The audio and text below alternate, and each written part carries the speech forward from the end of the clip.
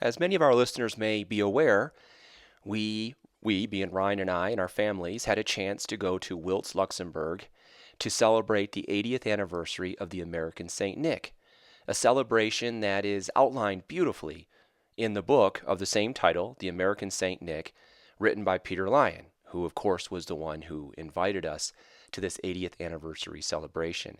What we thought we'd show you is, what does it look like? How do people celebrate this festival, this tradition that's been going on for centuries? And this next photo shows the image of where Luxembourg is, where Wiltz Luxembourg is in particular. It's a small, prosperous country in Northern Europe, and it's a beautiful setting, very picturesque. And in fact, on this next photo, you can see on the bottom, on the right, the road that is the route that we took for the parade as we went into the horizon, which culminated at the Wiltz Castle. And the Wiltz Castle is absolutely beautiful. It's everything you'd think a castle would be. It's many centuries old and was the focal point for the original American Saint Nick in 1944. But this city didn't always look the way it does in these photos. It was a command post during World War II for the 28th Infantry Division, and prior to that had suffered under Nazi occupation for about 4 years, which included the execution of people in Luxembourg for not supporting some of the changes that the Nazis wanted to impose on this newly annexed region. But as the 28th Infantry Division settled in and made this place their home and got to know the people of Wiltz prior to what would be known as the Battle of the Bulge, this guy, Harry Stutz, had an idea. And the idea came from meeting with and getting to know the priests in the town, actually Pastor Wolf specifically, who told him about the tradition of not the American St. Nick, but the St. Nicholas Festival, which is similar to the United States sort of Santa Claus, but not quite. The St. Nicholas Festival that occurs or had occurred for centuries in Northern Europe had someone called the Cletion or the Sinterklaas, and that was the St. Nick. And he would give candy or leave candy in the wooden shoes for the good kids. But as a bit of a departure from this tale relative to how the United States celebrates it, he also had someone by his side named Black Peter. And Black Peter carried sticks with him, and his job would be to beat the bad kids. So literally carrots and sticks. But they needed to have someone who would be the Saint Nick, because that historically is what happened for centuries, is someone would dress up as Saint Nicholas and meet with the kids. And this guy, Richard Brookins, ultimately would be the person who would be the American Saint Nick. And this photo here shows the quintessential photo of Richard Brookins in his Jeep in 1944 with his two hand-selected angels rolling into Wiltz Castle to celebrate the American St. Nick Festival. And this festival would live on to this day. The story of how Richard Brookins and Harry Stutz were able to bring this festival to the children of Luxembourg was told by this man, Peter Lyon, who through a series of highly improbable events heard about this story and decided to write his book, The American St. Nick. So that's what we're going to show you now. That's the background. Now we're going to show you, what does the festival look like? Because Ryan and myself and our families and Peter Lyon were fortunate enough to walk in the parade, to relive these events from 80 years ago, and to show what it looks like, the modern rendition. This has been going on since 1947, when the people of Wiltz Luxembourg decided, you know what, let's keep this alive. Let's make this our thing. Let's not only continue to celebrate this, but let's roll in the Americans who helped us bring back a little bit of joy at a time when things were pretty dark. So sit back and watch some of the video of the American St. Nick Festival circa 2024. There you go. So my voice is a bit muffled in some of these shots. I need to work on that with my camera. But this is hours before the parade, before the wreath-laying ceremony. These are reenactors from across the area that come in, and they're going to lead the parade. And I was told this is the first time since 1947 that they've brought in these reenactors for the parade, which was pretty cool. So there's a deuce-and-a-half truck right there, a couple of them. There's several Jeeps. There's a command car. They basically brought a lot of the period. Oh, that sounds nice. Yeah, a lot of the period correct vehicles that would have been in this town in 1944.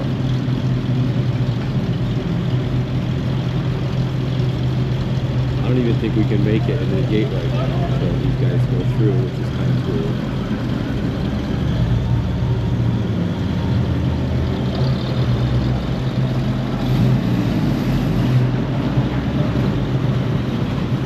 It's got a big hacksaw blade on the front.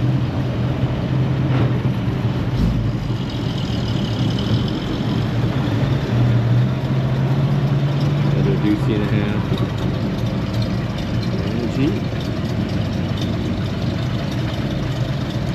We will see these guys later at the parade, I am sure. Okay, so this is the start of the parade.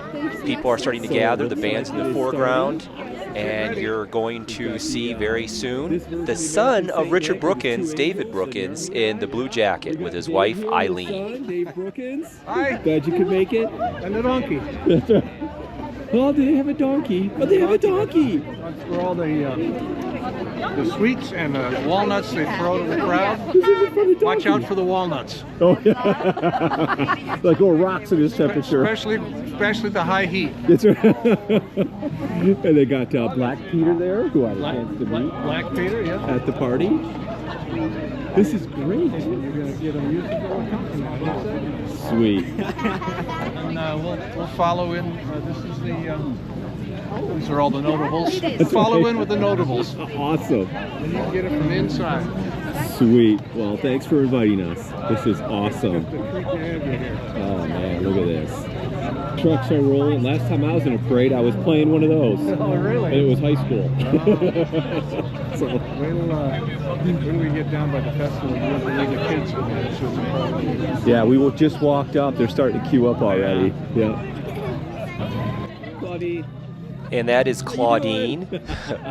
She is the wife of Black Peter. Don't tell the kids that. Ever. Oh. This is outstanding.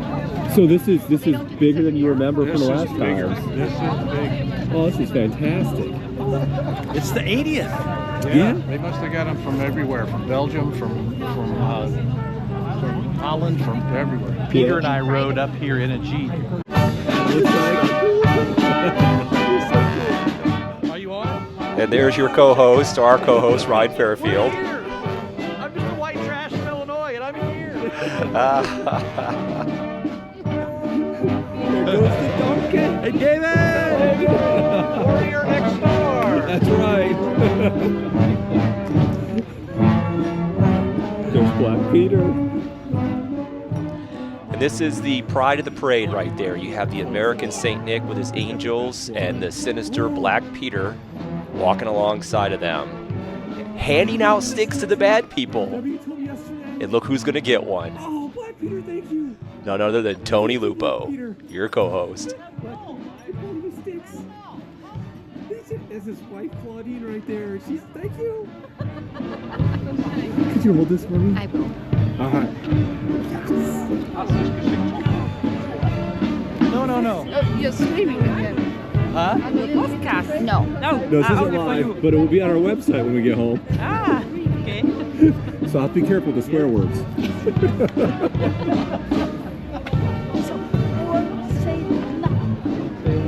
So this is Claudine, Yeah. and you're Black Peter's wife, right? Yes. Okay. Yeah. We'll keep his name on the down low for security reasons. We won't say who Black Peter's real name is. You say always Black Peter, huh?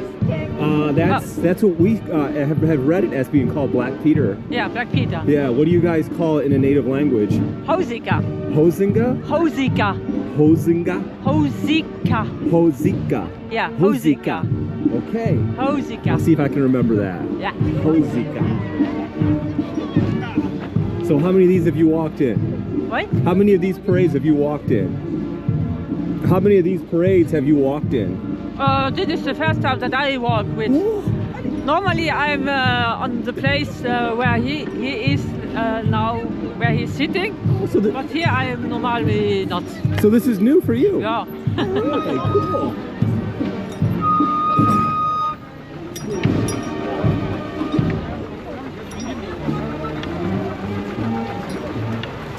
There we are, actually in front of the Jeep with the American St. Nick. I didn't know at the time, but I think they're trying to tell me to get the hell out of the way so they can get the Jeep down the parade route.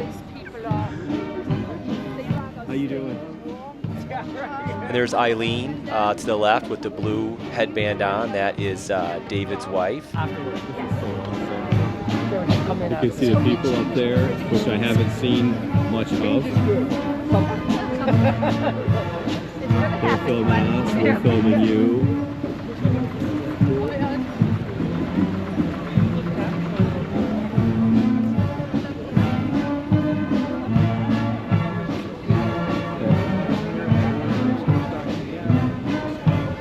RTL, that's the national. That is RTL. They want to make this interview. That guy there is Vic. know they were coming. Cool. He's been the one who, in the past, has helped coordinate this event. Right here. There's Peter Lyon. Eventually. What's up, Yes, Peter? There's Peter Lyon wearing Warrior Next Door swag. It's a stick. Oh yeah, we're gonna find it. Got it. Have it out. Yes. We're gonna be whipping somebody with it. You better be good, Marianne. Haven't you been a good boy? No, No. I have not been a good boy. No candy for Tony. And that woman in the backpack that we were just talking to is Marianne Schweig, the daughter of Jean-Lee Schweig, who was able to, through Frank McClellan, connect When we get closer to it, could you bring Richard that Brookins, to it? the American Saint Nick, with this festival again back in 1977. So she's a real treasure and was really, really helpful. Their back room, and they built bunk beds in there, and I think there were 4 guys in there. Okay. Coming up to Signal Central. You can see the church steeple in the foreground. He said it was kind of casual at the time. They were kind of milling about and stuff, and all of a sudden this lady comes up to shoot. Really? And that's how they got billeted there? That's how they get billeted. They got billeted all around town. No kidding. So it was the lady of the house was the one that said, you guys are in here. Yeah, because apparently the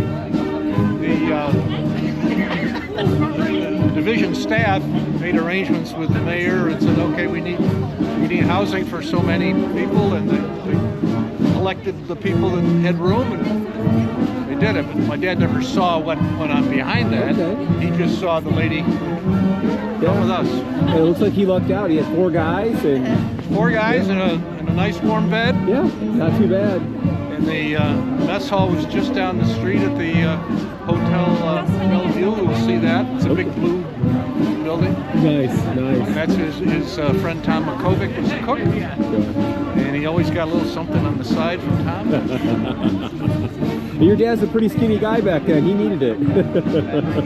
He was running at high octane. Yeah, apparently. This is great.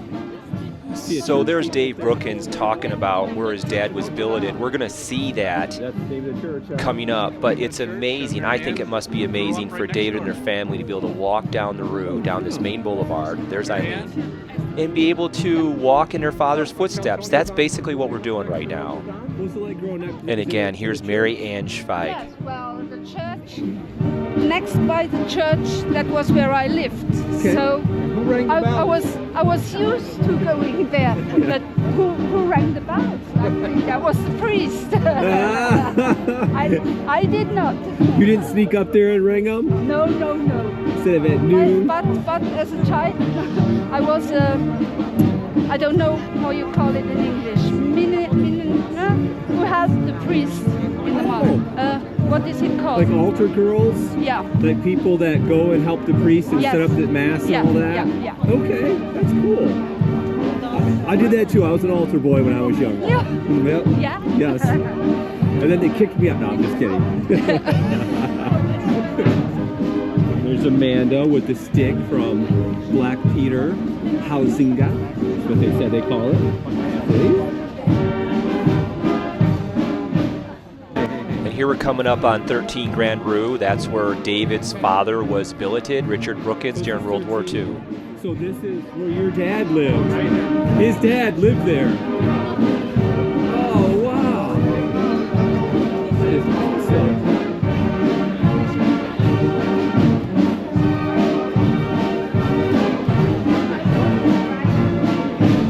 And then coming up on the right in the blue building was the Hotel Bellevue.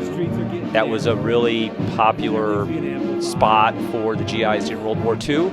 And it's where Frank McClellan would visit in 1977, have a beer, meet Jean Lee Schweig, whose daughter, Mary Ann Schweig, is walking right next to us, where they would ask him to come back to the United States and see if they could find Richard Brookins, which he ended up doing. So that's the place where all of that took place.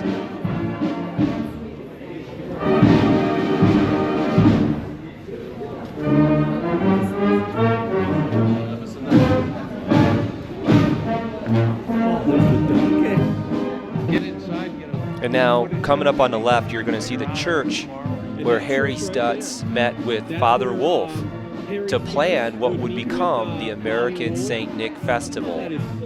The planning, the relationships, they all occurred in that building right there that basically helped form the foundation for the event that you're seeing right here.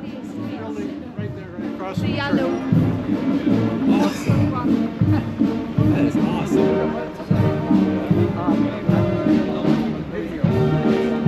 It's like a little time capsule right here in Northern Europe.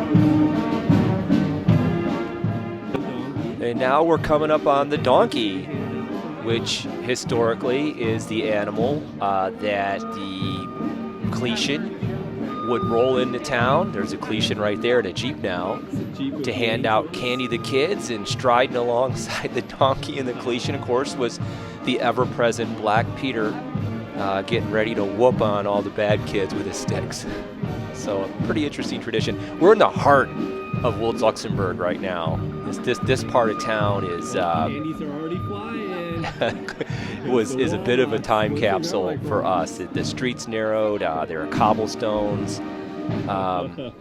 Absolutely beautiful. We're getting into the main part of the downtown area. It's beautiful.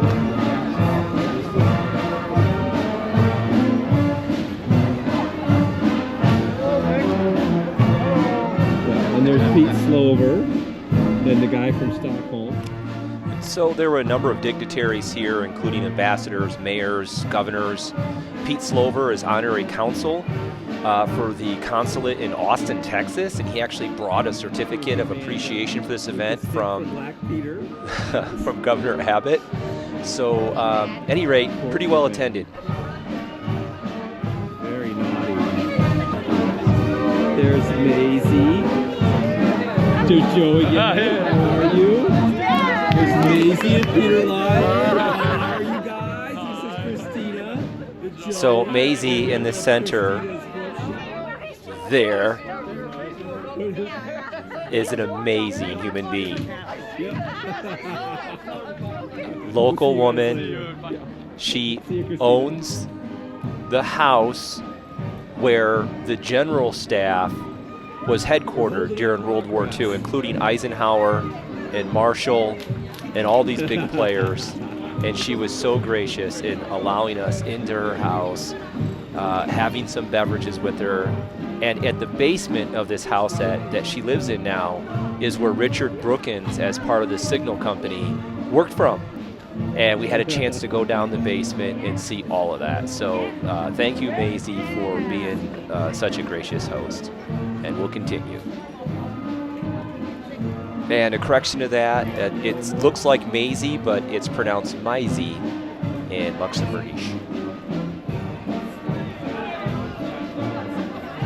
And I'm walking alongside Vic, who has been the president of the association that puts this program on for years. Going pretty good? It's better now. Yeah. It's better now, you can relax. I'm very happy. Good, it's beautiful.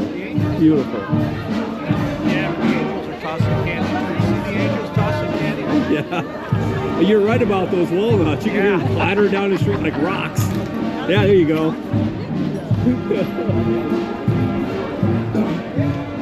And you can see the castle or part of it in the foreground. That is the end of the parade route that is coming up shortly.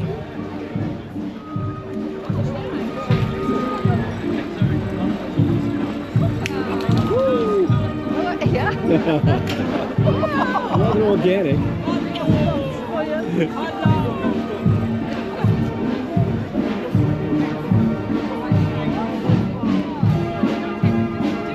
Hey, little one.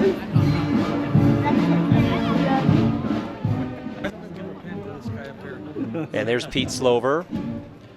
And here comes Ryan Fairfield, who's about to see his daughter Lauren right there in a black jacket. They decided not to walk in the parade today. They wanted to watch it from the outside, which is fine. Here we are, still approaching the castle and the end of the parade route. And what's going to happen next is a bit of a cluster, but through that opening you can see on the right, that portico, that is the exact opening that in 1944 Richard Bookins and his Angels rode their Jeep through. So you're gonna start seeing people bunch up for what will amount to a really amazing photo op as we relive this moment 80 years later.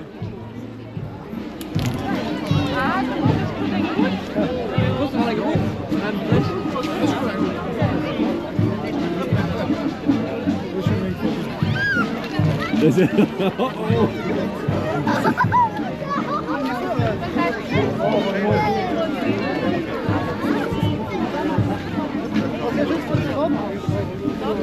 You met these guys earlier? Bonjour, Yes. bonjour. Hello. Hello. All right. So many people spoke English in Northern Europe and Luxembourg. It never failed to surprise me. But now we're walking through the portico. The parade is behind us. People are taking photos of people going through this ancient entryway. And in 1944, this is where the Jeep with the Angels would have driven through into the courtyard, where they would have started the celebration with all the children and handing out the candy and playing the guitar and all the amazing photos that came along with it. So you're about to see this take place shortly. Exactly. Right there. Wo musst du die stellen? He? So kommen sie ran. Dat is een foto from 44. Yeah, this is really special. Now you're going to see the photo from 1944 right there. Können die Zwerge sich eigentlich stellen? There we go. And that woman right there is the one who drew most of the art on the back of these guys' jackets. It's pretty awesome.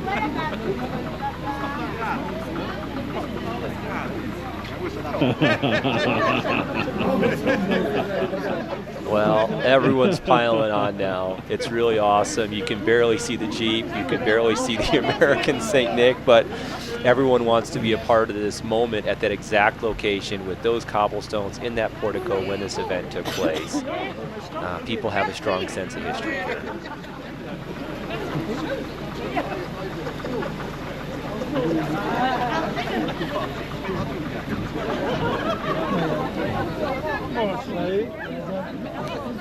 And so now what's happening is this part of the ceremony is over, and now the American St. Nick and Black Peter are going to set up downstairs where they can start receiving the children. I think somebody is looking for us. And these are the vehicles that preceded the parade that we saw in a very earlier clip when they were staging, and this is where they pulled in Just a little World War II vehicle porn for our audience as we look at these deuce and a halves and command cars and ambulances and jeeps, and it was just it was really, really cool. You can see people getting ready to do interviews with the press and to start the receiving of children shortly. And how cool is this? This is a behind-the-scenes look. Here's the post-photo op Jeep with the American St. Nick. Nice. You could hear the clanking chains in the stick from Black Peter. And the people that are in this area are only the ones from the parade and the dignitaries. There's a couple of the Americans right there. So it was really, really special for us to be able to be included in this. And that's okay. And this doesn't just happen. This guy right here is Tom Piquet. He is the president of the organization who puts this on every year. All right, well, let's go over this way. I try to do the right answer. So, Tom, I've been told that you are the president. You are the person who's in charge of putting on this amazing festivity. Is that correct? That's correct. It's my first time as president, but I have a lot of stuff behind me, so I'm not the only person to organize here the whole festivities. So when do you start organizing for this?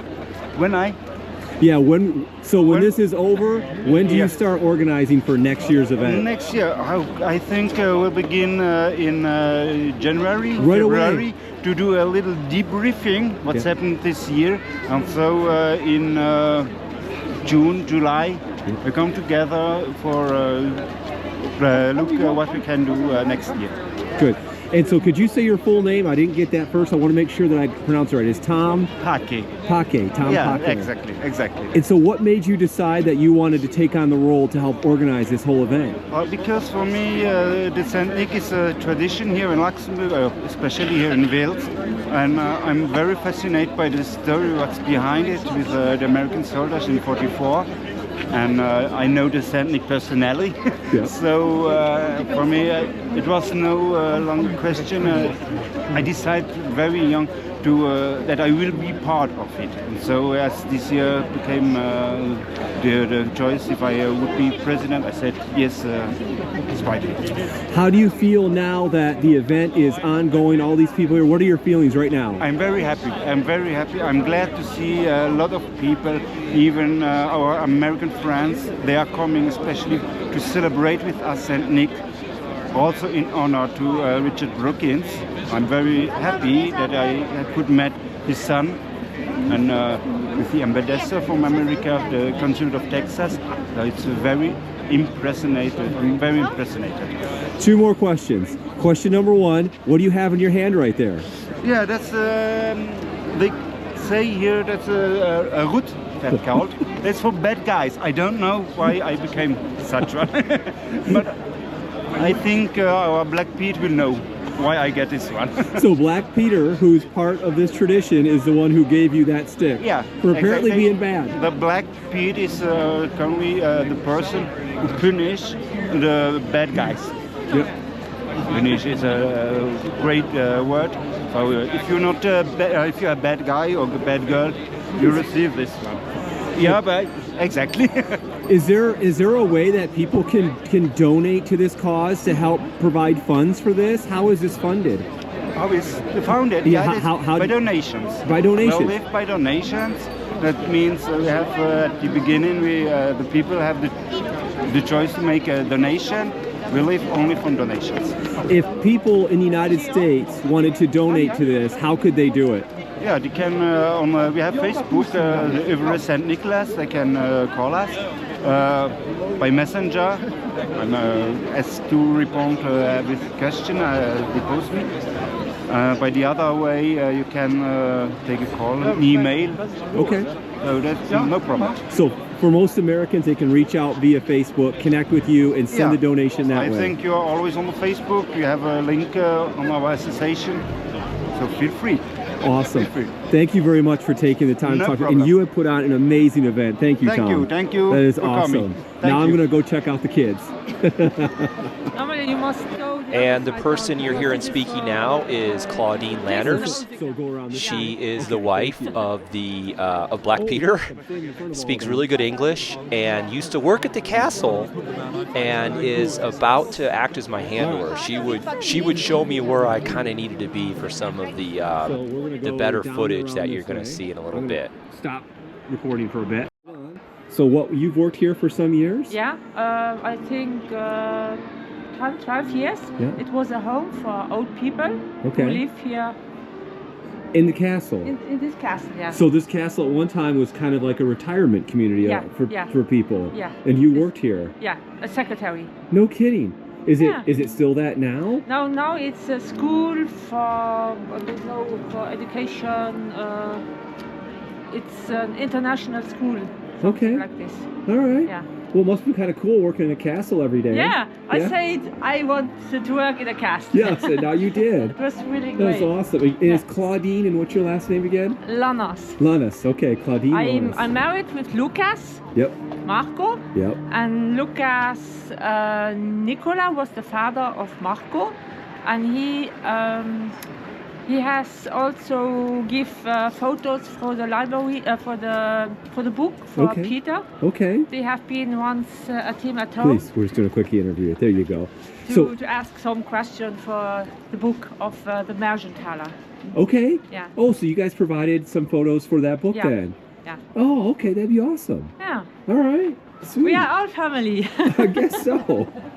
And now we're going into this spooky little tunnel thing here. It's very medieval. With a little prison. And Is to that the what that right, is? what Claudine is showing us is that was the prison for the castle centuries It looks a ago. lot like that. And Castles would've people had walk things by like this it back then. all the time, not Oh, knowing wow, exactly that's what look it at was. And now this opens up. Many people. Yes. I mean, we're in the parade. We saw people on the side of the street, but this is incredible. Okay. To see when the prison goes down. Gotcha. And here we are behind the scenes. We were allowed to go basically right where the American St. Nick would set up before the procession or the proceedings began. And there was a series of speeches that I don't understand because they're not in English from a variety of dignitaries. The mayor was speaking, ambassadors were speaking, higher level individuals that were there that I don't know the political structure of, but this is what's going on right now. And now that the speeches are over, there's where the American St. Nick will sit. That box right there holds letters in it. That'll be important later.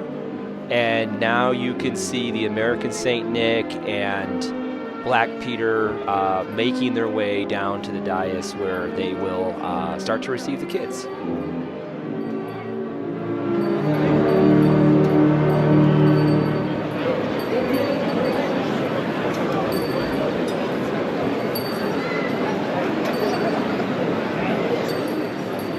And that box to the right is where kids can put their letters. Every single one of them is answered, and it is also part of the tradition.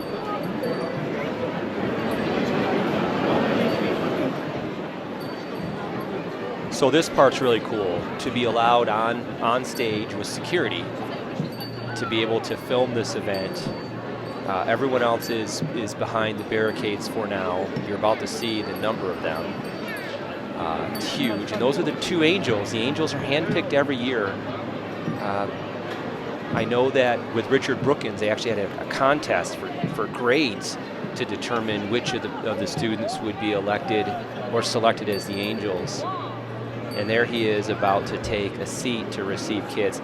This was so cool being this close to the action, to this amazing event. And one that you often don't see footage of.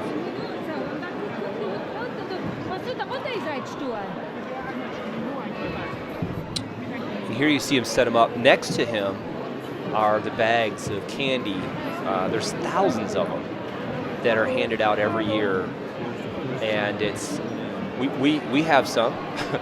And the candy that's in there, except for one particular item, are things that are only found in that area. You You have to, I guess, order from Amazon if you live in the United States. And I don't know how they select who the first child who's allowed to visit the St. Nick goes. I don't know how that works, but you're going to see it here in just a minute.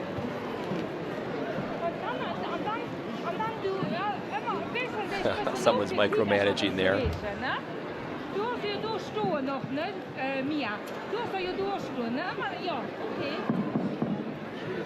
And in the book, in 1944, when the kids were sitting on Richard Brooken's lap, the American St. Nick, they talk about how freaked out the kids were, how amazed they were at being able to meet with the cliche. You know, a lot like American kids do when they see Santa Claus when they're little for the first time. And I was wondering as I was watching this, what's going to be like for this kid? Is he going to feel that same sense of awe? And take a look at this, because you're about to see that, yeah, they do. Look at that. See how shy they are?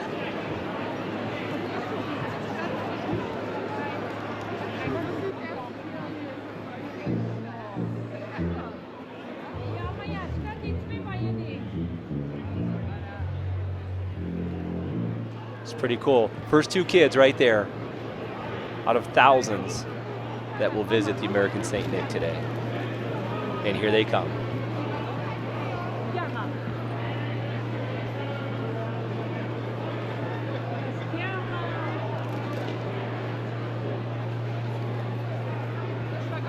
That'd be such a cool gig.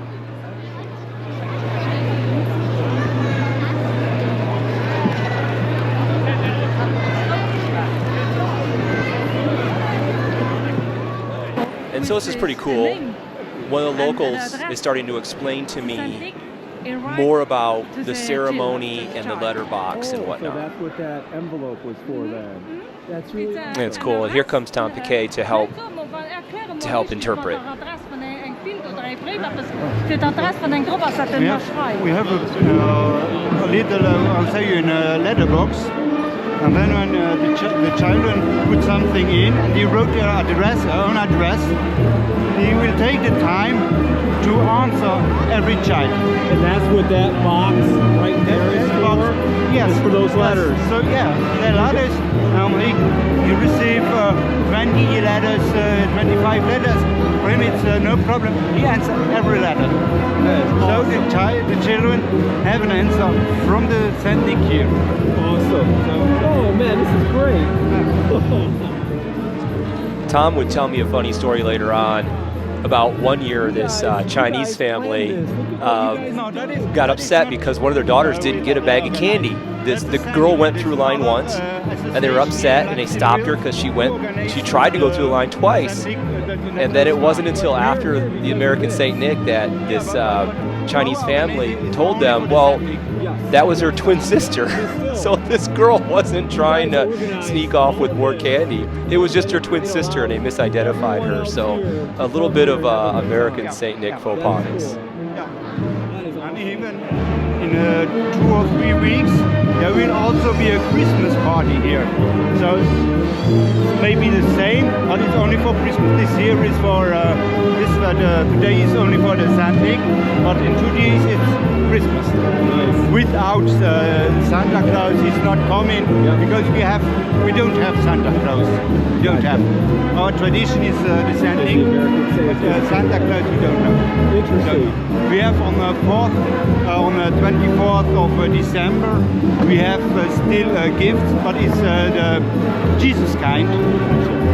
He gives a Christmas whiskey. Cool. Yeah. Okay, so we spent a lot of time up on stage hearing about the history and tradition of the American St. Nick Festival, and now you're going to see just the people that were there. Thousands of people showed up drinking mulled wine, beer, and you can see the kids lined up right there, all to the left. The line would actually get longer. This is just the very start of the celebration. Many more come. And right in front of you, that's Black Peter.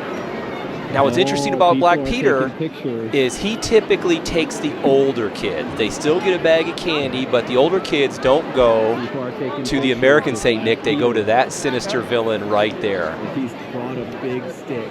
He has brought a big stick. Oh man, that's such a cool tradition. Okay, now I'm going to step back a little bit. The crowds are really starting to fill in, just to give the audience, you guys, a chance to see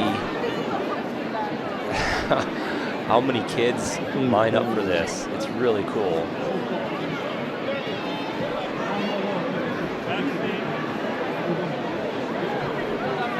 Now, one thing Black Peter does do is if you're too old, you don't get a bag of candy. And he knocks his big stick against the floor and tells the older kids to leave. And I had a chance to witness that once when I was there, which was pretty cool. And in fact, that's kind of going to happen here. So here's Amanda. She's taking it. These older kids are pleading their case. Right there, those two guys. And there's me. I'm wanting to get a bag until I witness this. And what I witness, yeah, him telling me to get the hell out of there because I'm too old. Oh well, rules are rules.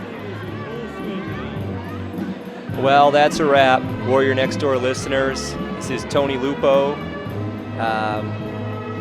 signing out. Just thought I'd leave you on this beautiful note from the band. Hope you enjoyed this.